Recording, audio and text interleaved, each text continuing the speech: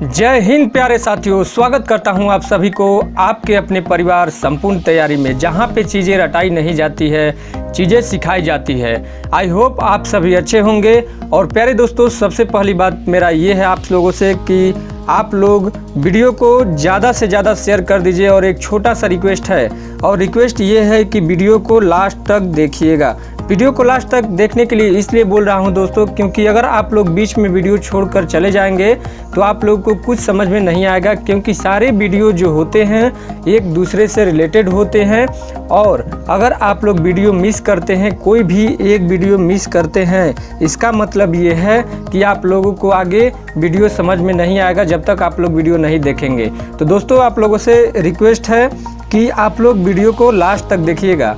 और अगर आप लोग मेरे सारे वीडियो को देख लेते हैं, जो भी मैं एनालिसिस करवा रहा हूं, जो कि मॉक टेस्ट रोज़ एक सेट होता है, तो आप लोग, मैं दावा के साथ बोल सकता हूं कि जो आने वाला ग्रुप डी का पेपर है उसमें बढ़िया स्कोर कर पाएंगे और काफ़ी अच्छा स्कोर उसमें आप लोग कर पाएंगे। और हाँ, एक बात ये है कि मैं अगर मान लीजिए कि यहाँ पे आप लोग को बता दूं और आप लोग मेहनत ही न करें तो फिर तो वो अलग बात है। दोस्तों, आप लोग अपना स्कोर जो है कमेंट बॉक्स में नीचे कमेंट करके ज़रूर बताइएगा, ताकि हमें अच्छा लगेगा और हमें पता चलेगा कि आप लोग कितना मेहनत कर रहे हैं।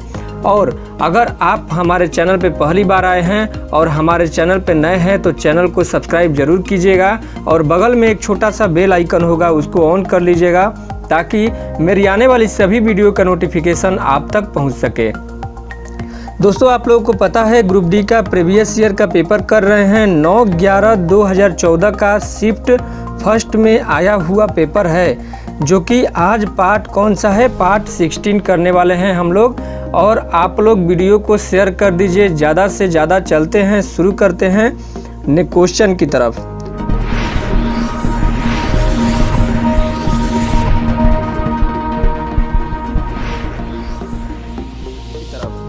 दोस्तों, हमारा क्वेश्चन है 26 नंबर क्वेश्चन। दो क्रमागत सम संख्याओं का गुणनफल 12,768 है, उसमें बड़ी संख्या क्या होगी।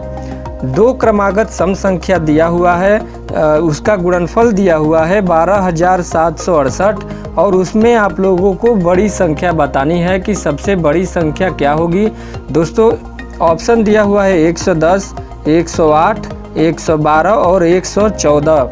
तो चलिए इसको सॉल्व करते हैं। ऐसा अगर आप लोगों को एग्ज़ाम में क्वेश्चन देखने को मिलता है तो आप लोग बिल्कुल नहीं घबराइए, क्योंकि हमारे पास है एक बहुत ही शानदार बढ़िया ऐसा ट्रिक जो आप लोग को एग्ज़ाम में इससे बहुत फ़ायदा मिलने वाला है। सबसे पहली बात, इस क्वेश्चन को सॉल्व करने से पहले हम लोग को जानना ज़रूरी है कि क्रमागत संख्याएँ क्या होती है।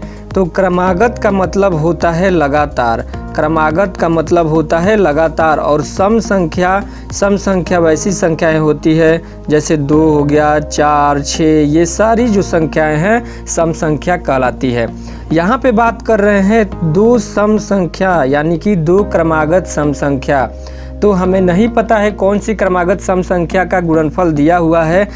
हम लोग मान के चलते हैं कि पहला जो क्रमागत संख्या है, पहला क्रमागत संख्या हम लोग x मानते हैं, और दूसरा क्रमागत संख्या की अगर बात करें तो x+2 मानेंगे दूसरा क्रमागत संख्या। अब आप लोग बोलेंगे कि x+2 ही क्यों यहाँ पे लिया गया है, x+1 क्यों नहीं ले सकते हैं। तो x+1 दोस्तों इसलिए नहीं ले सकते हैं कि जो सबसे छोटी सम संख्या होती है, क्या होता है सबसे छोटी सम संख्या, 2 होता है सबसे छोटी सम संख्या। और अगर हम लोग यहाँ पे 2 लेते हैं और यहाँ पे अगर 1 रखते हैं, x+1 रखते हैं, तो 2 + 1 करने पे दोस्तों क्या आएगा, 2 + 1 करने पे 3 आएगा, जो कि 3 एक सम संख्या नहीं है। अगर हम लोग यहाँ पे 2 + 2 रखते हैं तो 4 आता है, यानी कि 4 एक सम संख्या है, और 2 के बाद भी आ रहा है, यानी कि क्रमागत भी है। तो चलिए दोस्तों, इसको देखते हैं क्वेश्चन को। क्वेश्चन ये है कि क्रमागत संख्याओं का गुणनफल दिया है। हम लोग माने थे x और x+2, इसका गुणनफल दिया है 12,768 दिया हुआ है। x² + 2x = कितना हो जाएगा, 12,768। उसके बाद में दोस्तों इसको सॉल्व करते हैं। x² + 2x इसको जब हम लोग इधर लाते हैं तो -12,768 इज इक्वल टू कितना, 0 हो जाएगा। अब इसको तोड़ देते हैं। इसको तोड़ने पे आप लोगों को पता है x² plus 114x minus 112x से अगर हम लोग तोड़ देते हैं तो ये जो है इसका डिफरेंट ये 2 हो जाएगा और इसका जो गुणनफल है कितना हो जाएगा, इतना 12,768 हो जाएगा। और माइनस में है 12,768 इज इक्वल टू 0। उसके बाद में इसमें से हम लोग अगर x कॉमन निकाल लेते हैं तो x प्लस 114 और माइनस 112 अगर कॉमन निकाल लेते हैं तो x प्लस 114 ये हो जाता है is equal to 0।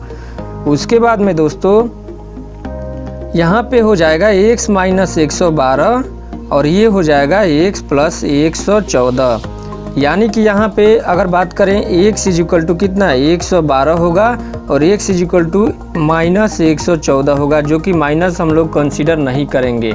Minus consider इसलिए नहीं करेंगे कि माइनस लगने का मतलब होता है दोस्तों ऋणात्मक हो गया ये संख्या, ऋणात्मक अंक जो होता है उसकी हम लोग अवहेलना कर देते हैं, उसको कंसीडर नहीं किया जाता है। तो यहाँ पे जो एक संख्या है 112, यानी कि जो x बराबर हमारा 112 आया और दूसरी संख्या हम लोगों ने क्या मानी थी x प्लस 2 114 हो जाएगा। 112 में अगर हम लोग 2 जोड़ते हैं तो 114 हो जाएगा। और बड़ी संख्या इन दोनों में से कौन है, तो इन दोनों में से सबसे बड़ी संख्या बतानी थी तो 114 जो कि बड़ी संख्या है। देखते हैं ऑप्शन में कौन सा है 114, जो कि ऑप्शन में हमारा दोस्तों 4 नंबर जो ऑप्शन है सही हो जाएगा, 4th नंबर ऑप्शन सही हो जाएगा, बाकी सारे ऑप्शन गलत हो जाएंगे। चलिए देखते हैं अगला question. Next question 27 number question. एक संख्या को पहले 10% से फिर 20% से बढ़ाया गया, उस संख्या का कुल बढ़ा हुआ मान बताना है। दोस्तों क्वेश्चन ये बोल रहा है कि एक संख्या है जिसे पहले क्या किया गया 10% बढ़ा दिया गया, उसके बाद में फिर से उसको 20% बढ़ा दिया गया, तो टोटल बढ़ा हुआ जो मान है उसको बताना है हम लोग को। तो मैं आप लोग को एक कल सिंपल तरीका बताया था।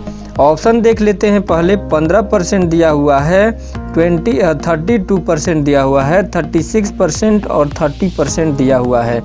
देखते हैं इसमें कौन सा जो ऑप्शन है हमारा सही होता है। तो आप लोगों को पता है कि 10% का मतलब क्या होता है, 10% का मतलब होता है 10/100। इसको अगर काटते हैं तो 1/10 होता है, यानी कि बोल रहा है कि पहले अगर 10 था तो बढ़ाया गया है संख्या 11। पहले अगर 10 था तो कितना बढ़ाया गया है, 10 से 1 बढ़ाया गया है, यानी कि 11 हो जाएगा। उसी तरह से उसके बाद में फिर 20% बढ़ाया गया है।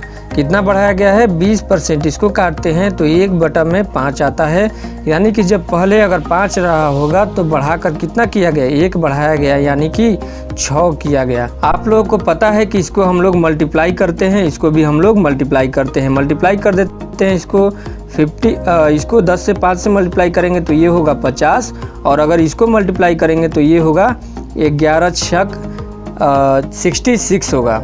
उसके बाद में दोस्तों यहाँ पे देखिए कितना, पहले है 50 और अब आ गया 66, यानी कि कितना बढ़ा है, 16 बढ़ा हुआ है। इसी को परसेंटेज में बता देना है। परसेंटेज में पूछ रहा है, परसेंटेज में ज्ञात करने के लिए 16 कितने से बढ़ा है, 50 से बढ़ा है, इंटू 100 परसेंटेज के लिए लगा देंगे। 50 से 2 बार में कट गया, इसको जब मल्टीप्लाई करते हैं तो 32% राइट आंसर हो जाएगा। जो ऑप्शन में 32% है वो सही आंसर हो जाएगा। Option number 3 is the right answer. चलिए चलते हैं 28 नंबर क्वेश्चन की तरफ। 28 नंबर क्वेश्चन बोला गया है, लावा पुस्तक को किसने लिखा। एक बुक है दोस्तों लावा, इसको किसने लिखा है आप लोगों को बताना है। ऑप्शन है शोभा डे, जावेद अख्तर, सलमान रुश्दी और उपयुक्त में से कोई नहीं। लावा पुस्तक है जो कि किसके द्वारा लिखा गया था, इसका राइट आंसर है जावेद अख्तर जी के द्वारा लिखा गया था। और अगर बात करें इसके बारे में तो जो नई दिल्ली के इंडिया हैबिटेट सेंटर में जावेद अख्तर द्वारा अपनी पुस्तक का विमोचन किया गया। अगर बात करें जावेद अख्तर की तो इनका जन्म दोस्तों 17 जनवरी 1945 को ग्वालियर में हुआ था। और बहुत ही फेमस गीतकार और लेखक रह चुके हैं जो जावेद अख्तर जी हैं। अगला क्वेश्चन देखते हैं 29 नंबर क्वेश्चन। निम्न में से प्रश्न चिन्ह की जगह पर क्या आना चाहिए। प्रश्न चिन्ह है यहाँ पे और प्रश्न चिन्ह की जगह पर पूछा गया है कि क्या आना चाहिए। ऑप्शन है 13.4, 10.5, 12.5 और 11.4। ऑप्शन में आप लोगों को देखकर बताना है कि निम्न में से प्रश्न चिन्ह के जगह पर क्या आना चाहिए। अगर हम लोग इसको सॉल्व करते हैं दोस्तों, तो सॉल्व करने पे देखिए क्या आएगा। सॉल्व करने पे यहाँ पे अगर व्हाट की जगह पर पूछा गया है कि व्हाट की जगह पर क्या आना चाहिए, तो देखते हैं व्हाट इज इक्वल टू कितना हो जाएगा 2598.75 अपॉन में। अगर इसको हम लोग क्या करते हैं, इधर लाते हैं साइड में, तो अपॉन में हो जाएगा 15.4 इंटू 13.5 अपॉन में हो जाएगा। अब क्या करते हैं दोस्तों, ये पॉइंट जो है इसको हटाकर यहाँ पे नीचे लाते हैं और ये जो पॉइंट है इसको हटाकर हम लोग ऊपर लाते हैं, यानी कि 10 गुणे 10। ये 100 से 100 कट गया। अगर हम लोग इसको काटना चाहें तो ये कट जाएगा 12.5 बार में ये कट जाएगा, यानी कि जो सेकेंड नंबर ऑप्शन है राइट आंसर हो जाएगा। चलिए देखते हैं 30 नंबर क्वेश्चन। 30 नंबर क्वेश्चन आ जाता है 5690 की राशि है। क्या है ए 5690 की राशि 5% वार्षिक दर से 3 वर्ष के लिए निवेश करता है। उसे 3 वर्षों बाद प्राप्त होने वाला जो मिश्रित ब्याज की राशि है बताना है। ब्याज निकालना है। बोल रहा है, सिंपल क्वेश्चन ये बोल रहा है कि एक व्यक्ति है या फिर ए है दोस्तों, ए है, उसके पास में कितना रुपया है 5690 रुपया है। 5690 रुपया को क्या करता है कि बैंक में जाता है और 3 वर्षों के लिए 3 वर्ष के लिए समय दिया हुआ है, कितना 3 वर्ष के लिए निवेश कर देता है, बैंक में जमा कर देता है। और बैंक क्या बोलता है कि मैं आपको 5% वार्षिक ब्याज दो जो है 5% जो दर है बैंक रखता है ब्याज का 5% दर। तो बताना है कि 3 वर्षों तक अगर निवेश करेगा तो उसको कितना ब्याज मिलने वाला है। तो चलिए इसको देखते हैं कैसे सॉल्व करते हैं। सिंपल एक फॉर्मूला होता है, आप लोगों को पता है, ब्याज बराबर दोस्तों होता है मूलधन गुणे समय गुणे दर, यानी कि P into T into R upon 100। इसमें हम लोग जो वैल्यू है पुट कर देंगे। वैल्यू पुट करने पे जो मेन राशि है वो मूलधन होता है, यानी कि 5690 मूलधन है और कितने समय के लिए 3 वर्ष के लिए निवेश करता है। कितने समय के लिए 3 वर्ष के लिए निवेश करता है और परसेंटेज में दर दिया हुआ है अपॉन में 100 कर देते हैं। 1 0 से 1 0 काट देते हैं और 5 से ये 2 काट देते हैं दोस्तों। यहाँ पे अगर हम मल्टीप्लाई करें तो मल्टीप्लाई करने पे क्या होगा, मल्टीप्लाई करने पे दोस्तों 9 में 3 से 9 या 27 की 7 बचा कितना 2 और 3 6 जा कितना होता है 3 6 जा 18 और 2 कितना 0 बचा कितना 2 और 5 15 और 2 17 अपॉन 2 हो जाएगा। इसको हम लोग काट देते हैं पॉइंट में, क्योंकि ऑप्शन हमारा पॉइंट में दिया हुआ है। 2 8 16 बचा 10, 2 5 10 और बचा कितना 6, 7 बचा तो 2 3 6 और यहाँ पे 25 यानी कि 853.25 जो है राइट आंसर हो जाएगा। चलिए देखते हैं next question 31 number question. 31 number question है संतुलित कीमत वह कीमत है जब, संतुलित कीमत वह कीमत है जब आप लोगों को बताना है कि संतुलित कीमत वैसी कीमत को बोला जाता है जब ऑप्शन में दिया गया है कि आपूर्ति मांग की अपेक्षा अधिक हो, मांग बहुत अधिक हो, कोई नहीं या आपूर्ति मांग के बराबर हो। तो इसका राइट आंसर हो जाएगा आपूर्ति मांग के बराबर हो। 4th नंबर जो ऑप्शन है इसका राइट आंसर हो जाएगा। यानी कि दोस्तों यहाँ पे कहने का मतलब ये है, बोल रहा है सिंपल कि संतुलित कीमत क्या होता है कि आपूर्ति मांग के बराबर होता है। चलिए देखते हैं अगला question 32 number question. 32 number question है जिस प्रकार अच्छे का संबंध बुरे से है उसी प्रकार छत का संबंध किससे है। 32 नंबर क्वेश्चन ये बोला है कि जिस प्रकार अच्छे का संबंध बुरे से है उसी प्रकार छत का संबंध बताना है। यानी कि जो अच्छा है उसका जो विपरीतार्थक शब्द, यानी कि अगर उल्टा शब्द की बात करें तो बुरा होता है, तो छत का संबंध किससे होगा। ऑप्शन दिया है फर्श से, खंभे से, दीवार से या छज्जा से। तो इसका राइट आंसर हो जाएगा फर्स्ट नंबर जो ऑप्शन है फर्श से। छत का संबंध किससे होता है? छत ऊपर होता है और फर्श क्या होता है? नीचे होता है, यानी कि एक दूसरे के उल्टे होते हैं। 33 नंबर क्वेश्चन, इस श्रृंखला को देखिए। ये श्रृंखला दिया गया है 259, यहाँ पे व्हाट दिया गया है 20 और 27। ये श्रृंखला दिया हुआ है। प्रश्न चिन्ह के स्थान पर आने वाले सही विकल्प का चयन कीजिए।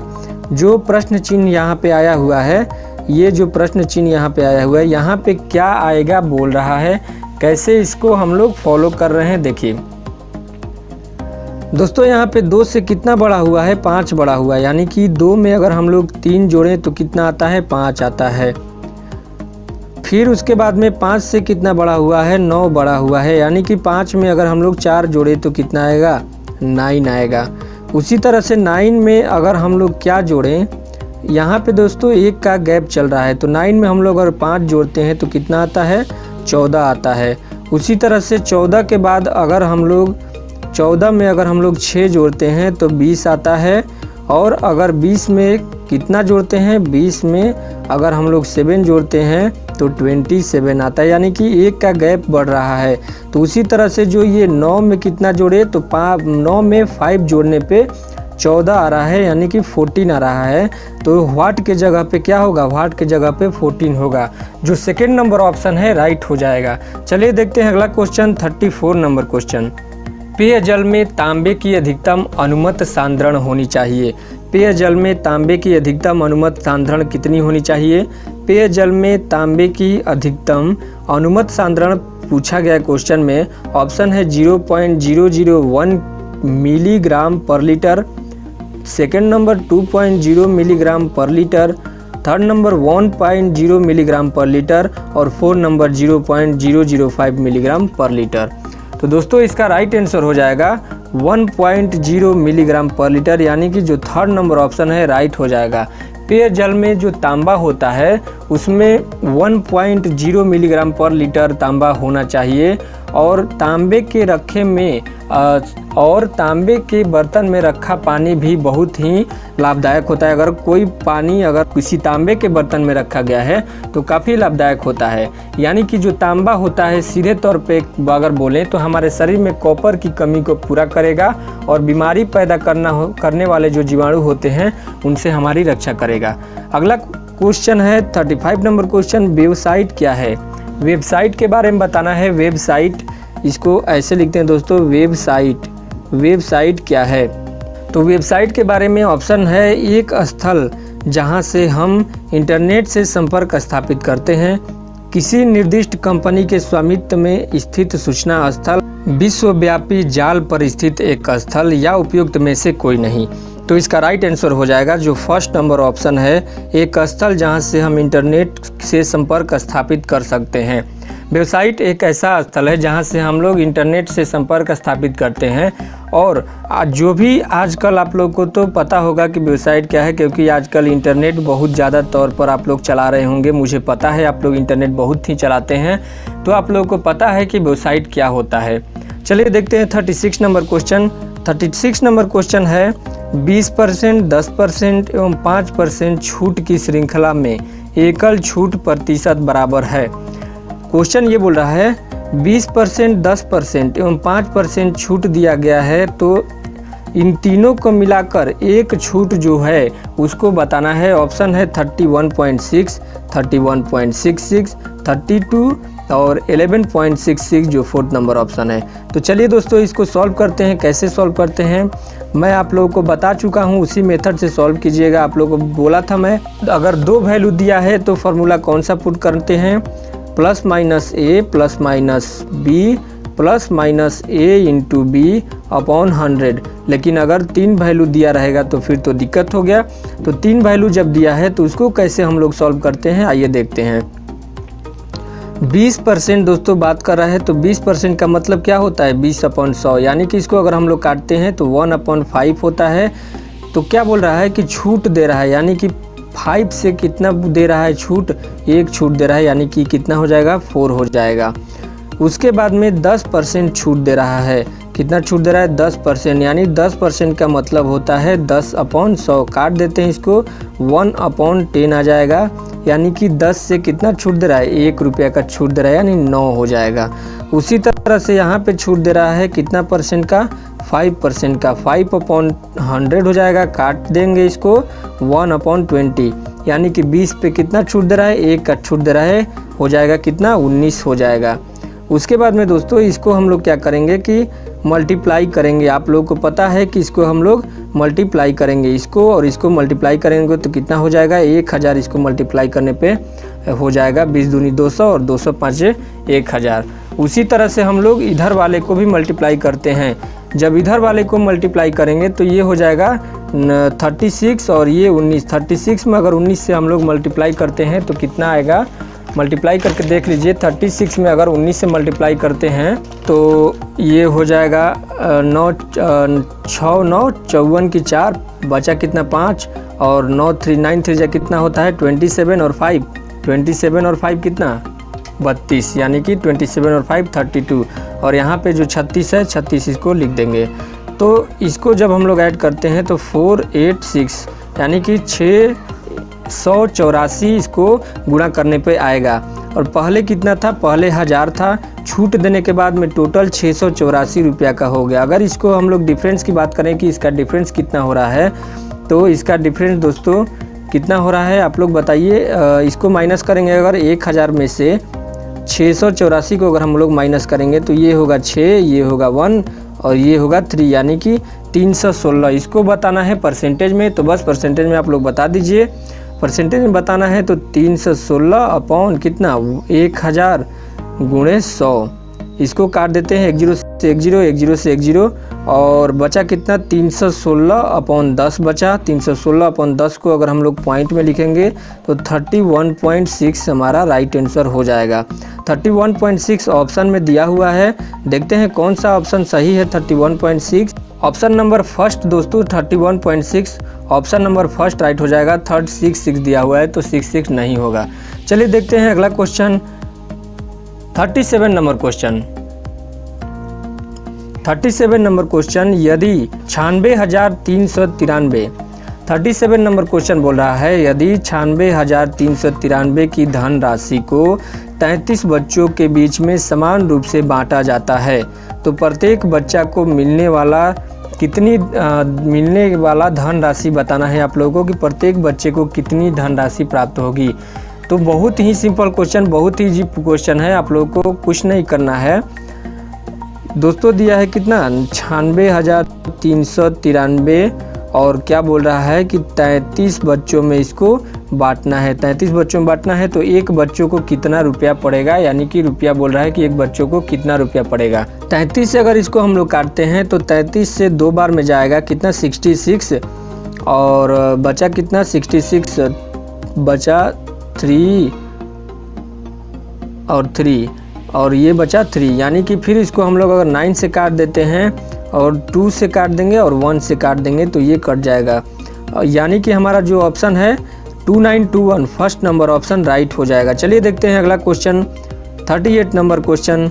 निम्न विकल्पों में से प्रश्न चिन्ह के स्थान पर आने वाली विलुप्त संख्या का चयन कीजिए। ये दिया हुआ है, एक श्रेणी दिया हुआ है, यहाँ पे व्हाट का चिन्ह है, यहाँ पे बताना है आप लोगों को कि व्हाट के चिन्ह पर क्या आएगा। देखिए दोस्तों इसको हम लोग कैसे सॉल्व करते हैं, आप लोग ध्यान से देखिएगा। अभी तक तो मुझे आशा है कि आप लोग इसका आंसर दे भी दिए होंगे। दोस्तों आप लोग वीडियो को शेयर कर दीजिए, अगर मज़ा आ रहा है तो वीडियो को दोस्तों में जहां भी आप लोग ग्रुप बनाए हुए हैं व्हाट्सएप पे, फेसबुक पे या जहां भी ग्रुप बनाए हुए हैं वहां पे शेयर कर दीजिए, ताकि हम लोग का जो टारगेट है, हम लोग का जो फैमिली है वो बड़ा हो सके। चलिए दोस्तों इसको देखते हैं, इसको कैसे सॉल्व करते हैं, सीरीज कैसे बढ़ रही है। यहाँ पे देखिए दोस्तों, यहाँ पे क्या है 2 सेंटीमीटर और नीचे क्या है 157 सेंटीमीटर। उसके बाद में 157 के बाद में क्या आया है 150 सेंटीमीटर, यानी कि इसमें से हम लोग 7 माइनस किए हैं और ये जो 7 है यहाँ पे दिया गया है। उसी तरह से इसमें से हम लोग कितना माइनस किए हैं 9 माइनस किए गए हैं और ये जो 9 है यहाँ पे दिया हुआ है।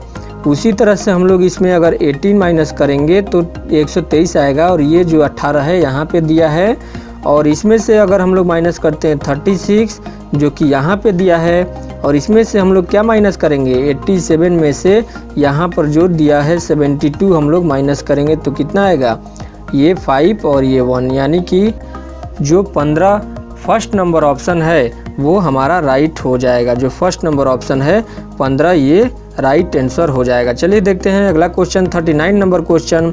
हमारी पृथ्वी का सन्निकटन माप कितना है? परिमाप बताना है हमारी पृथ्वी का सन्निकटन परिमाप। आप लोगों को बताना है कि हमारी पृथ्वी का सन्निकटन परिमाप कितना होगा।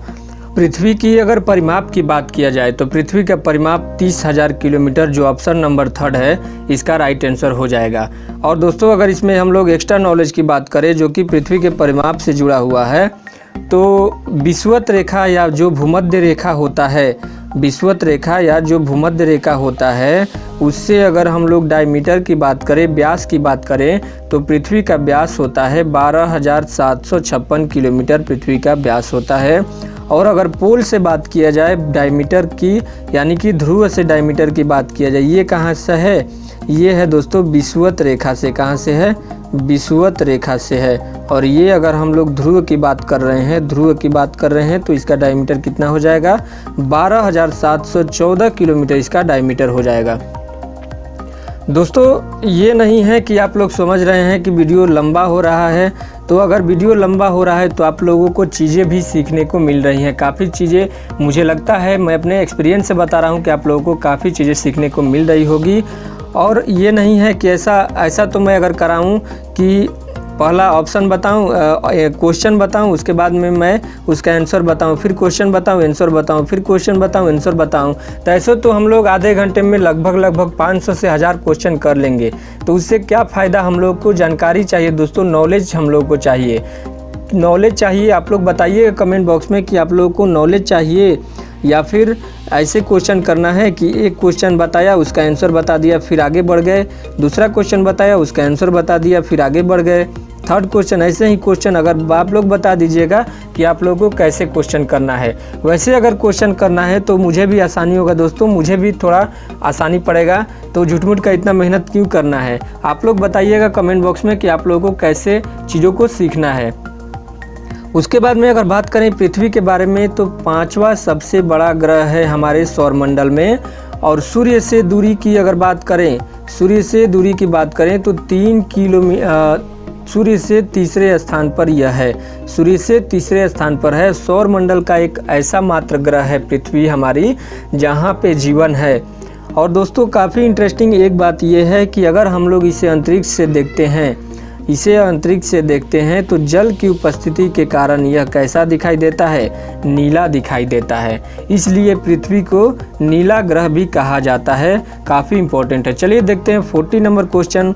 40 नंबर क्वेश्चन है 9,000 की राशि पर 11% वार्षिक दर से जमा होने वाला मिश्रित ब्याज 2 वर्ष में कितना हो जाएगा। यहाँ पे दोस्तों बोल रहा है कि 2 वर्ष में मिश्रित ब्याज की बात कर रहा है कि 2 वर्ष में कितना हो जाएगा। ब्याज पूछ रहा है, मिश्रित ब्याज पूछ रहा है। टोटल धनराशि दिया हुआ है, पी दिया हुआ है कितना, 9,000 रुपया, यानी कि जो मूलधन है 9,000 दिया गया है। और अगर दर की बात किया जाए, रेट की बात किया जाए तो 11% रेट दिया गया है। समय कितना है, 2 वर्ष समय दिया गया है, टाइम 2 वर्ष दिया गया है। तो मिश्रित ब्याज का दोस्तों फार्मूला ये होता है कि ए, इसको हम लोग ए से डिनोट करते हैं और P × 1 + R/100 के पावर n इसका फार्मूला होता है। इस फार्मूले पे हम लोग पुट कर देंगे वैल्यू को। P कितना है, P है 9,000 और 1 प्लस दर कितना है 11/100 का स्क्वायर। तो दोस्तों इसको सॉल्व करेंगे, सॉल्व करने पे स्क्वायर यहाँ पे समय है दोस्तों, सॉल्व करने पे क्या आएगा 9,000 × 11 111/100 गुणे 111/100। 2 बार इसलिए आया कि यहाँ पे 2 दिया गया है। उसके बाद में अगर इसको हम लोग सॉल्व करते हैं तो सॉल्व करने पे क्या आएगा 9,000 कितना 9,000 गुणे अगर इसको हम लोग गुणा करते हैं तो 321 ये अपॉन 1 1 2 3 4 0। दोस्तों ये अगर आप लोग को पता कैसे आया कि 111 में 111 से गुणा करने का एक ट्रिक होता है।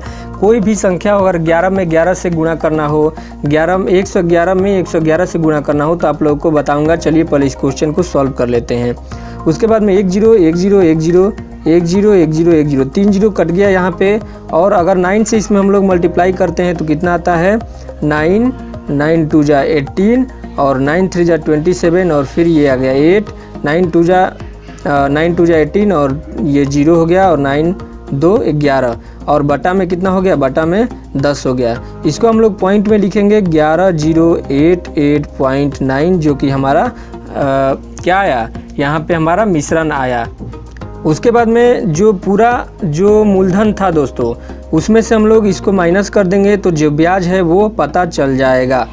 तो इसमें से माइनस करते हैं। देखिए मूलधन कितना था, 9000 रुपया मूलधन था।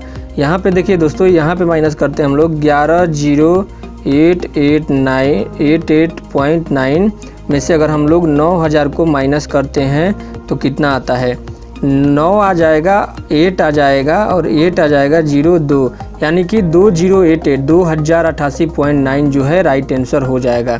ऑप्शन में देख लेते हैं ऑप्शन में कौन सा जो आंसर है सही होगा।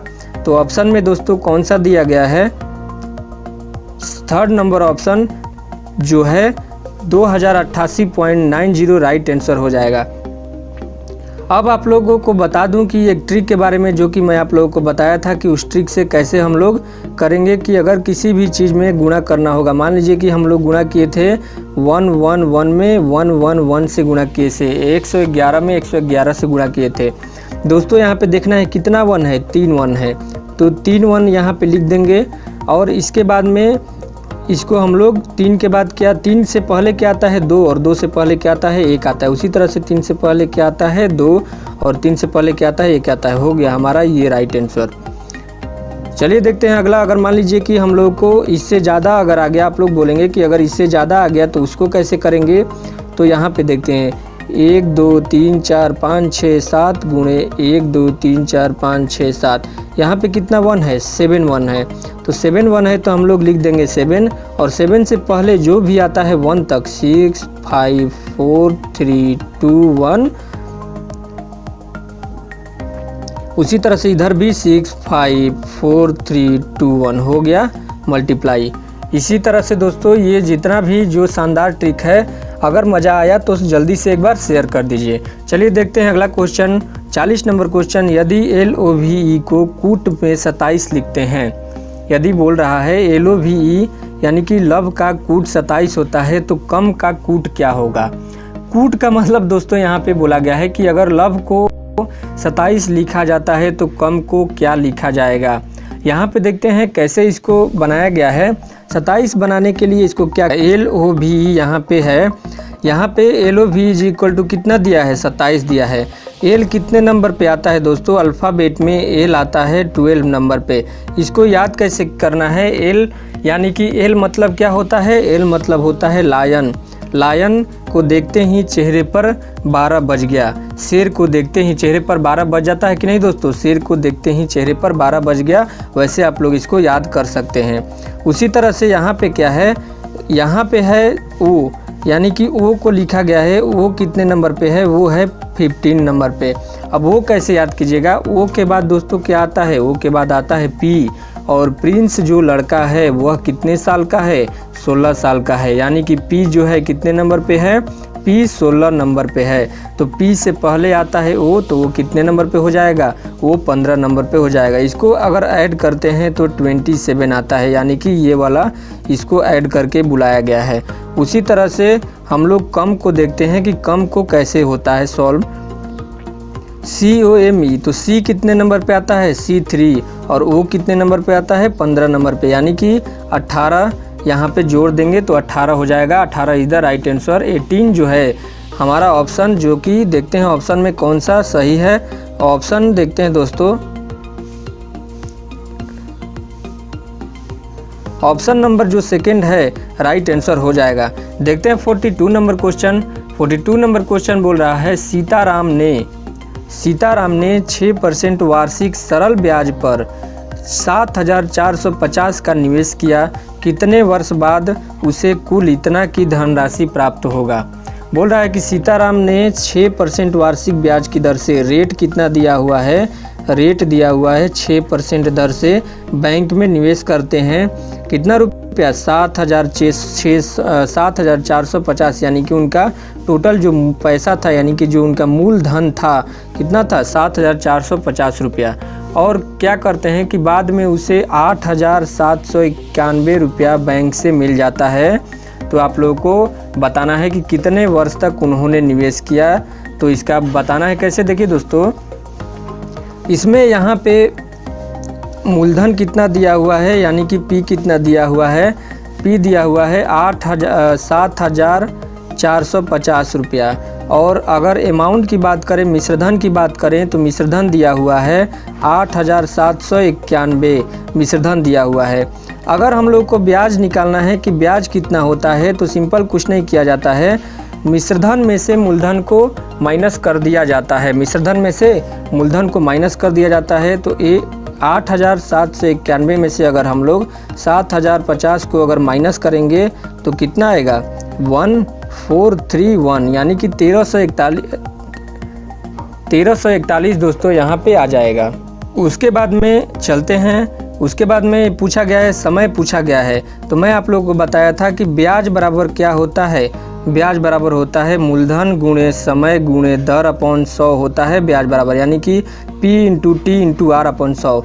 तो समय बराबर क्या हो जाएगा? समय बराबर हो जाएगा ब्याज इंटू 100। समय बराबर क्या हो जाएगा? ब्याज इंटू 100 अपॉन में मूलधन यानी P इंटू रेट हो जाएगा। चलिए इसको यहाँ पे वैल्यू को पुट कर देते हैं। ब्याज कितना आया? 1341 ब्याज आया हुआ है, और 100 यहाँ पे मूलधन कितना है पहले से?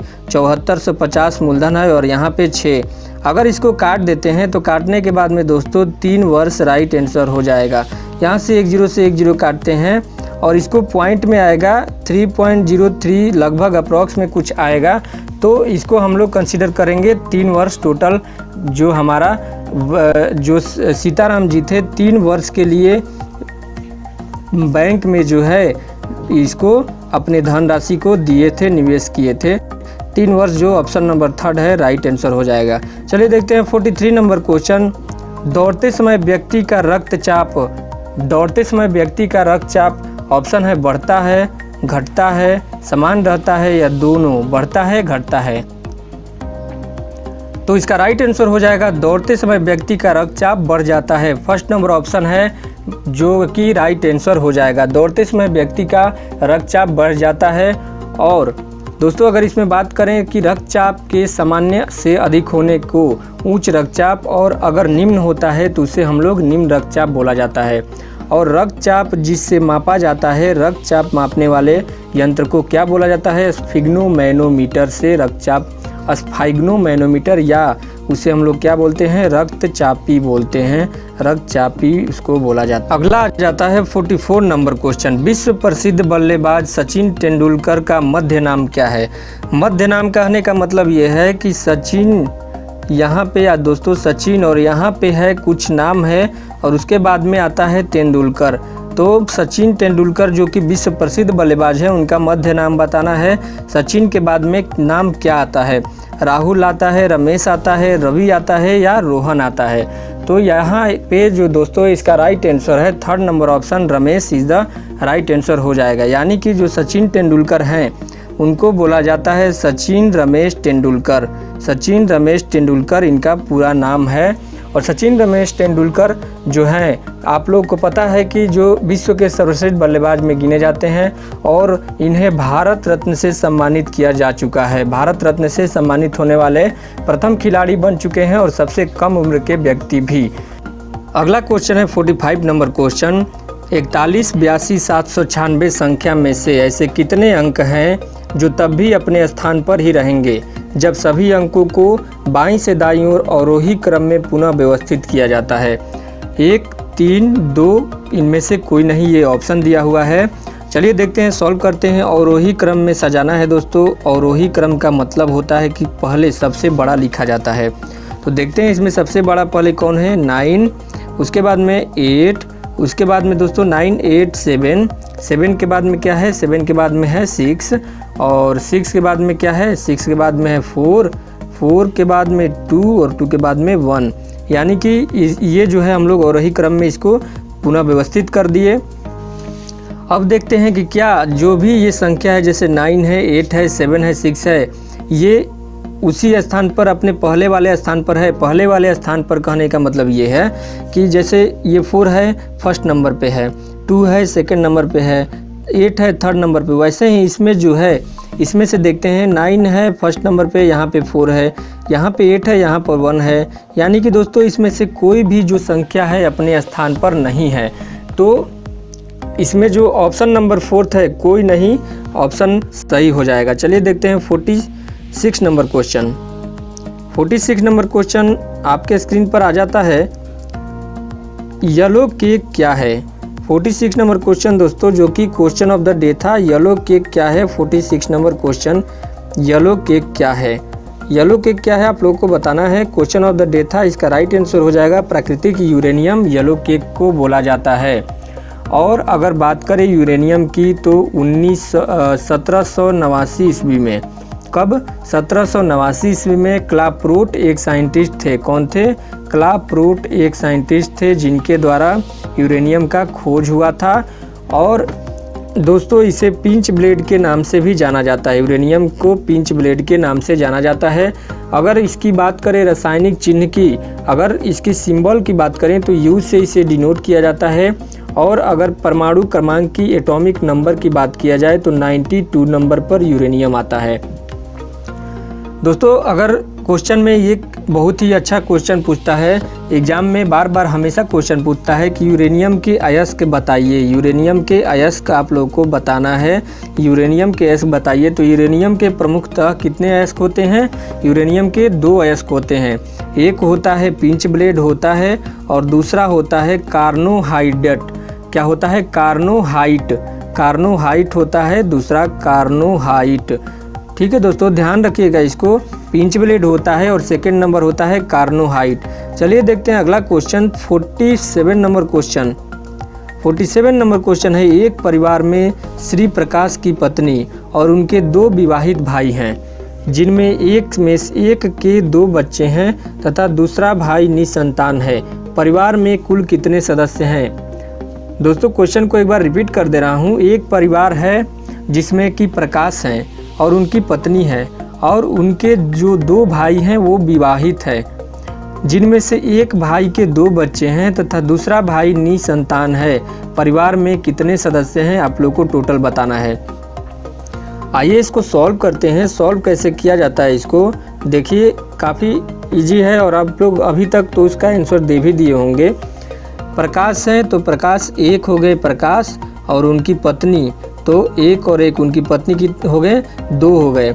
उसके बाद में 2 विवाहित भाई हैं, यानी कि 2 भाई हैं और 2 भाइयों की पत्नी, तो कितना हो गया? 1 1 2 2 4 और 2 6। उसके बाद में एक के 2 बच्चे हैं, 2 बच्चे यहाँ पे जोड़ते हैं 6 2 8, टोटल 8 हो गया और दूसरा भाई का कोई संतान नहीं है, यानी कि 4th नंबर जो ऑप्शन है 8 राइट आंसर हो जाएगा। देखते हैं 48 नंबर क्वेश्चन। 15,500 की धनराशि के कुछ भाग को 5% तथा शेष भाग को 8% साधारण ब्याज की दर से उधार दिया गया। 3 वर्ष के अंत में मिलने वाले ब्याज की कुल राशि 300 थी। 5% और 8% की दर से दी गई राशि का अनुपात बताना है। काफ़ी शानदार क्वेश्चन है। बोल रहा है क्वेश्चन दोस्तों कि 1550 रुपये की धनराशि थी, जिसके कुछ हिस्से को 5% और कुछ जिसमें शेष बचा था उसको 8% साधारण ब्याज की दर से उधार दे देता है। 3 वर्ष के अंत में उसे कुल 300 रुपये ब्याज मिलते हैं। तो 5% और 8% की दर से दी गई राशि का रेशियो बताना है। रेशियो बताना है तो इसको देखते हैं कैसे किया जाता है। यहाँ पे सॉल्व करते हैं, ध्यान से देखिएगा। मान लीजिए दोस्तों कि 5% की दर से जो राशि दी गई थी, हमें नहीं पता है, X राशि दी गई थी और 8% की दर से 1550 टोटल थी, उसमें से 1 को माइनस कर देंगे तो शेष जो बचा वो 8% की दर से दिया गया था। अब प्रश्न ये बोल रहा है कि साधारण ब्याज है, तो साधारण ब्याज है तो इसका फॉर्मूला होता है P into T into R upon 100। तो इसको हम लोग वैल्यू को पुट करते हैं, वैल्यू को पुट करेंगे तो पहले वाले में px था और 5 हो जाएगा और 3 ये समय हो जाएगा अपॉन में 100 प्लस कर देते हैं। प्लस इसलिए किया गया क्योंकि जो टोटल ब्याज है दिया गया है 300। 1550 माइनस x मूलधन और गुणे 8 गुणे 3 अपॉन में 100 हो जाएगा, इज इक्वल टू कितना हो जाएगा, इज इक्वल टू हम लोग कर देंगे 300, इज इक्वल टू 300 जो ब्याज है। अब इसको दोस्तों क्या करते हैं, इसको सॉल्व कर देते हैं। सॉल्व कर में क्या आएगा 15x अपॉन 100, ये 15x अपॉन 100 हो गया और ये 8 3 24 और 24 में अगर 1550 से मल्टीप्लाई करते हैं तो 372 आता है और माइनस 24x अपॉन में कितना हो जाएगा 100 हो जाएगा, इज इक्वल टू 300 का 300 ज्यों का त्यों रह जाएगा। आगे चलते हैं, आगे इसको देखते हैं। आगे इसमें आ जाता है, इसमें 100 अगर हम लोग एलसीएम ले लेते हैं तो ये हो गया 15x plus 372 minus 24x is equal to कितना, इज इक्वल टू 300। ये दोस्तों अगर इसको हम लोग सॉल्व करते हैं तो इसको सॉल्व करने पे क्या आएगा, इसको सॉल्व करने पे minus 9x plus 372 is equal to, अगर 100 को इधर से मल्टीप्लाई करते हैं तो 1 2 3 4 0 आ जाएगा। Minus 9x is equal to कितना हो जाएगा,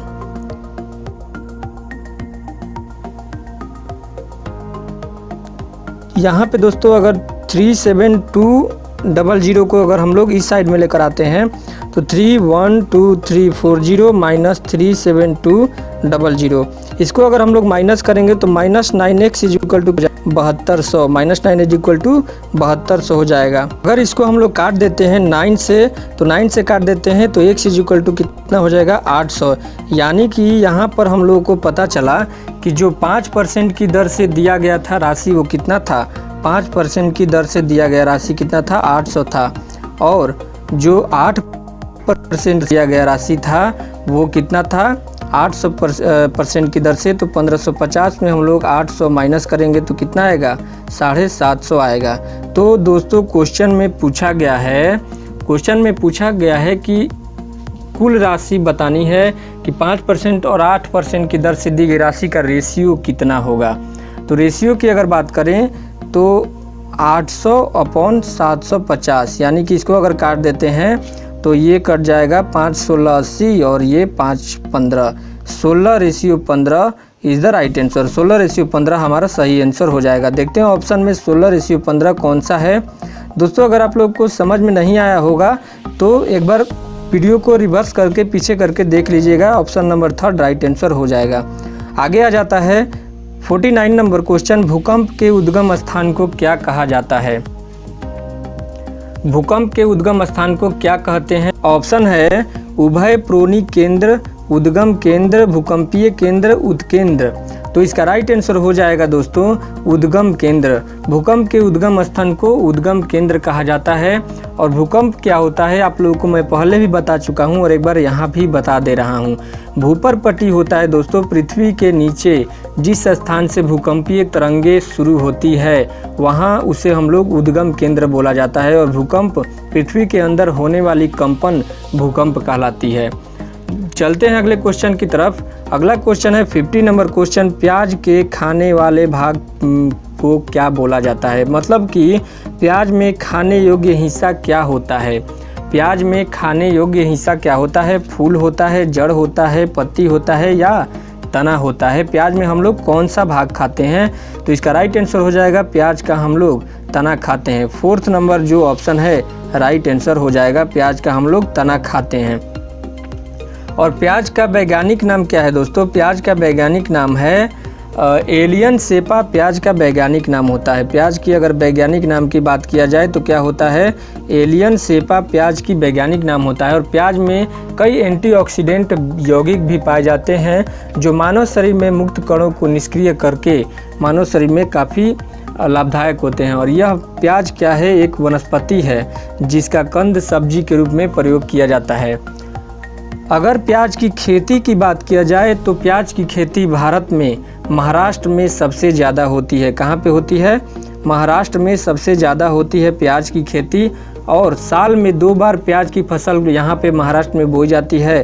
कब कब? एक नवंबर में बोई जाती है और दूसरा मई के महीने में बोई जाती है। दोस्तों ध्यान रखिएगा।